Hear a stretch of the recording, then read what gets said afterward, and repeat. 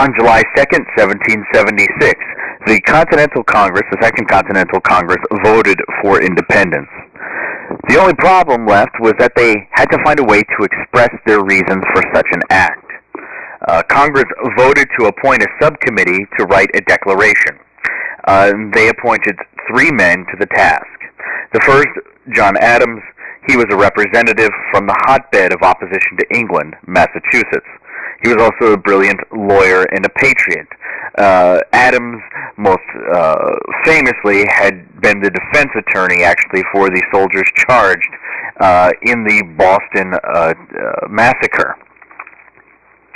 Despite his belief in the right of all people to a defense, Adams, in defending those soldiers, Adams was indeed a patriot, and he was a brilliant legal mind and lawyer. Adams would later refuse to write the Declaration, and we'll see why in a moment. The next was Benjamin Franklin. Franklin was the best-known American throughout the world. In fact, if anyone, on the remote chance they would know the name of any American, Benjamin Franklin would be it. He was respected highly by the English. His intelligence was beyond question. He also represented a middle colony, Pennsylvania. Finally was Thomas Jefferson. Jefferson was a representative from Virginia, which was also a radical colony. Jefferson's genius was also recognized, but even more was recognized was his talent for writing.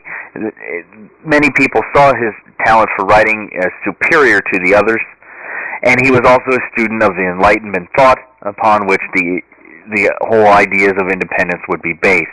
So you have 3 men representing 3 important geographic areas of the colonies coming together to write the formal declaration.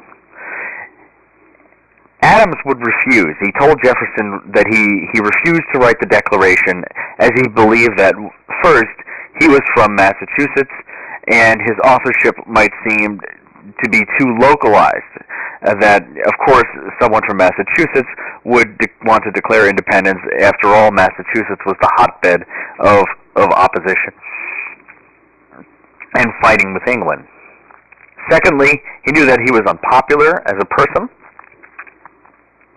and he feared that the Declaration would be scuttled due to personal hostilities. So that would leave Franklin and Jefferson to write the Declaration. However, Franklin refused to write the Declaration, as he said that he made it his own policy never to write anything which some other person might edit.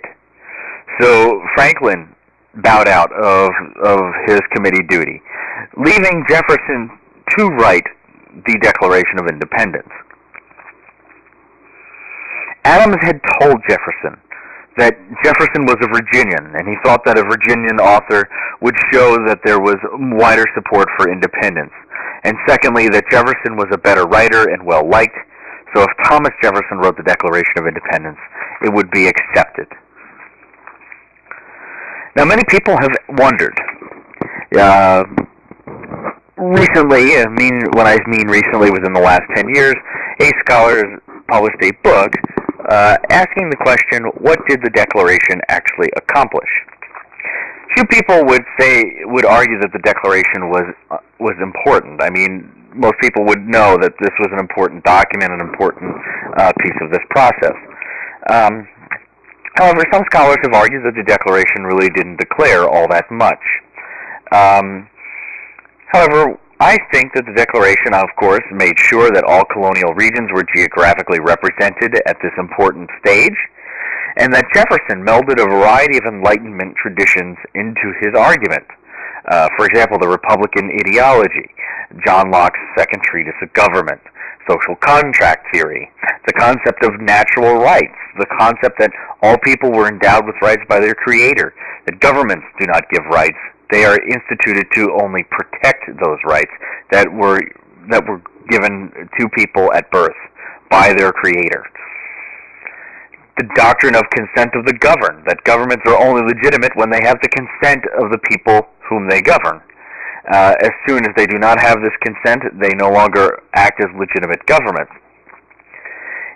It also declared the concept of self-evident truths and common sense moralism. In other words, it argued that reason and common sense made truth self-evident, that it was not necessary to explain. I sometimes joke with students and call this the Sammy Hagar rule, because Hagar was always known for famously saying, "What is understood need never be discussed." Essentially, that is what a self-evident truth is. That reason and the ability to possess common sense tells us what is right. That tells us what is true. In this case, this is so plain, so simple, that reason, common sense tells us what is the truth. It is not necessary to explain. It just is. Now, these are all pretty advanced philosophical concepts, especially when one considers how many Europeans considered America to be the intellectual backwater of the world. So perhaps in the next slide, we're going to talk a little bit more about what all this stuff is and where it came from.